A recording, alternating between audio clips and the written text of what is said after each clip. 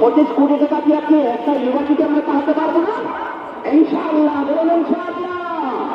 আপনাকে ইউনিভার্সিটির জন্য, পাইকারি মাদ্রাসার জন্য, দারুল হাকিমের জন্য, যেহেতু আমরা প্রতি বছর এখানে আসি, আমরা খালি হাতে ফিরে যাবো না দোয়া দিয়ে।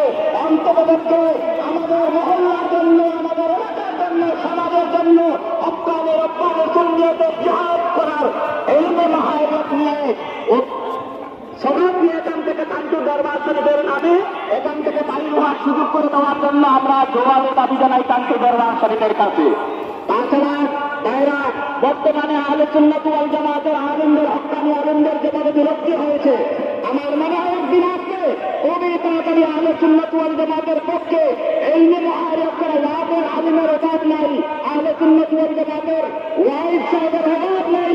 এটা করলে লক্ষ লক্ষ আলেম আহলে সুন্নাত ওয়াল জামাতের পাওয়া যায়, কিন্তু সুন্নিয়তের জন্য জিহাদ করে ইলম দিয়া কোরআন হাদিস দিয়ে জিহাদ করার আলেমদের অভাব হয়ে গিয়েছে। যেহেতু মাদ্রাসা মৃত্যু হওয়ার পরে সুন্নিয়তের বাকি একটা মাদ্রাসা করে আর মাদ্রাসা নাই, ফাউন্ডেশন থেকে মজবুত করে তোলার জন্য এই বিশাল জনসমুদ্র আপনাদের কাছে দাবি জানাই, অন্ততপক্ষে আপনাকে একটা উপহার দেন, আমরা যেন সুন্নি নামের একটা ইউনিভার্সিটির তান্ত্রিক দরবার শরীফের নামে পাই, এবং আমরা যেভাবে